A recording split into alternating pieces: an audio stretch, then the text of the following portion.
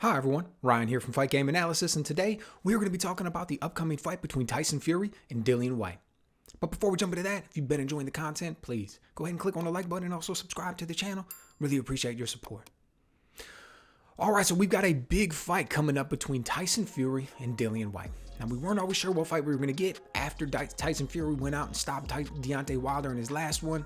You know, there was a lot of debate about whether Anthony Joshua was going to accept that step-aside money, and we were going to get to see Usyk versus Fury. Right? That was the one that it seemed like had the most intrigue, particularly after the performances of each man. But lo and behold, Joshua says, I'm not accepting that step-aside money. I want a rematch. I'm the better man here. We're going to get to see him versus Usyk at some time in the future, and then Fury versus Whyte materialize. Now, this is an interesting fight because, you know, look, I don't know any other way to say it. In my opinion, Tyson Fury is unquestionably the best heavyweight of his era.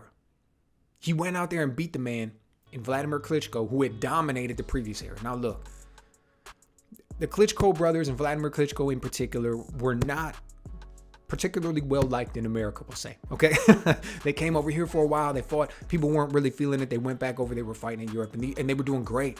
I mean, when they were fighting in Germany and stuff like that, these dudes were selling an incredible amount of tickets, way more than they were able to sell over here. So they were very successful, you know. But above and beyond the business or the politics of boxing, I mean, they were dominant. They were dominant. Now, you can make the argument that they were dominant in an era that wasn't necessarily competitive. There weren't a lot of, or any maybe historically great heavyweights that they went out there and had to beat. You know, and I get that argument. But the flip side to that is they can only be dominant in the era that they're in. They can only compete against the guys who are there to compete against. And they did everything that they were supposed to do. You know, it's not Klitschko's fault that he was able to go out there and basically dominate 99% of his opponents with the jab. It's just the way it is. Dude barely even had to go to the right hand. Now, when he did, it was a nasty right hand, man. He shot that thing hard and straight and fast.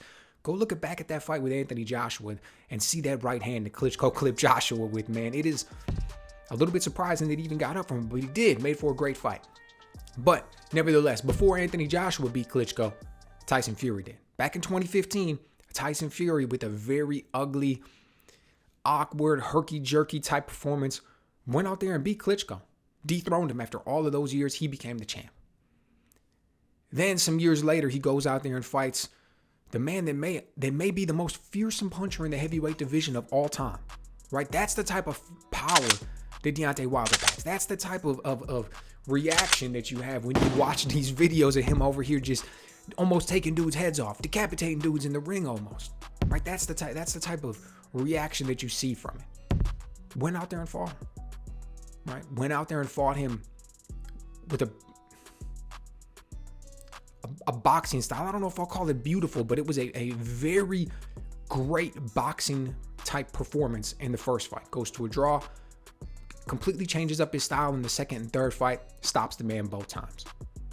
So think about that now. He beat the man who was the reigning champ, dominated the division for a very long time, and then goes out there and fights the most fearsome puncher 3 times. I think he beat him in the first fight, but stops him in the second and the third. So it's easy to see why after that you'd be looking and saying, man, basically anybody this guy faces at this point is going to be a step down. And that's actually one of the things that gives me concern going into this fight, because Tyson Fury said the same thing. He said that he knew that after that third fight with Deontay Wilder, this was before the fight, but he said that he knew that after the third fight with Deontay Wilder, it was going to be tough for him to get up for anything. And he was worried about depression sinking back in. He was worried about complacency sinking back in, because he knew that this was the biggest fight possible, and he was going out there and he was challenging himself. And once it was done, everything else was going to be a letdown. So it's one of the things I'm concerned about, because Tyson Fury's been very open about his mental health issues. So you have to wonder what his mindset's going to be going into this. But as far as skill for skill, the man's at the top of the mountain peak. Okay? Now, when we look at Dillian Whyte, does he really have a chance? Of course he does. He absolutely does. He's not the favorite going into this one, and he shouldn't be. But at the same time, let's look at the skills that he possesses. He's got the nickname the Body Snatcher. Very important. Tyson Fury 6'9". There's a lot of body to hit. We saw Deontay Wilder, when he wanted to, was able to go to the right hand, or go to the body with his right hand. Didn't always do it all the time, kind of abandoned it, but when he wanted to, it was there. Even landed a few left hooks, and he's not even a body puncher. So for a guy like Dillian Whyte, he's going to be able to get to the body. Okay, he's got a nasty left hook. Okay, we saw early in his career, I'll say, not even early, but I'll just go back to like 2015 when he fought Joshua.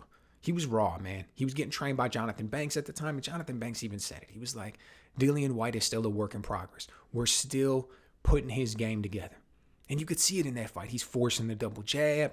He's stifling the distance that he can work at with the right hand. He's off balance frequently. He's getting out of position and getting lit up. He looked like a man whose game was raw. And then he progressed throughout the years. Right, continually got better. Look at him in that fight with Derek Chisora. Much better. Much more calm, patient, relaxed, able to catch shots in return. Same thing with his fight with Povetkin. Now look, these last two fights were fights with Povetkin. Goes out there, gets starched, knocked out cold in the first one. I want to say the 5th round. Comes back in the rematch, gets Povetkin out of there. So these guys boxed for 9 rounds, basically, we'll say. So yeah, even though Povetkin won that first fight, he did not win the majority of those rounds. He did not win the majority of that time or those exchanges. Dillian Whyte's progressively getting better.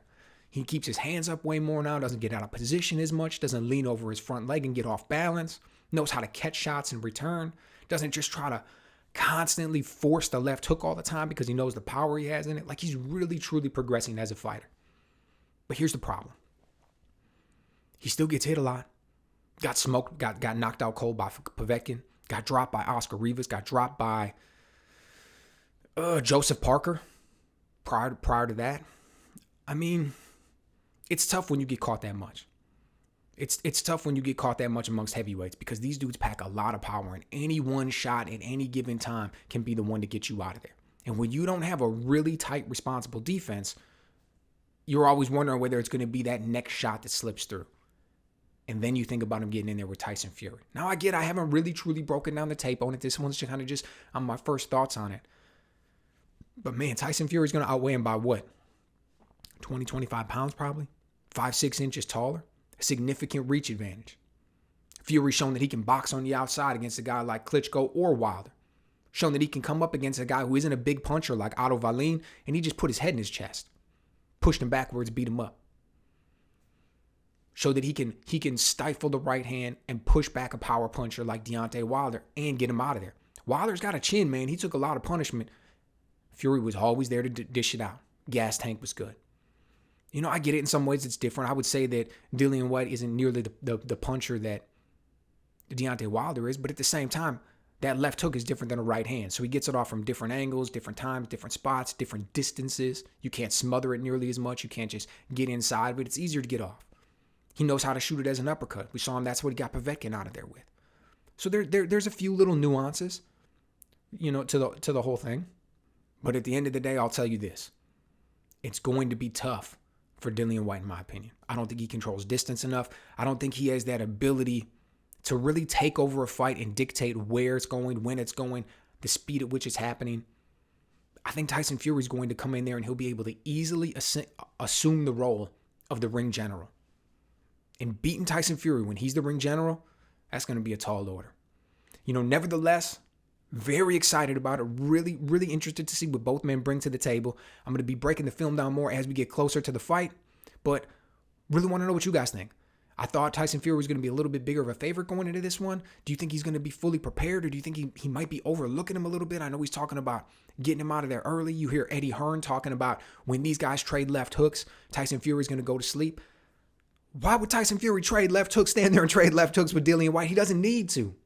He doesn't need to. I think he's got multiple ways to beat this guy. But maybe I'm overlooking something. So let me know what you guys think. Is this going to be a better fight than I think? Maybe a better fight than we all hope for? Let me know.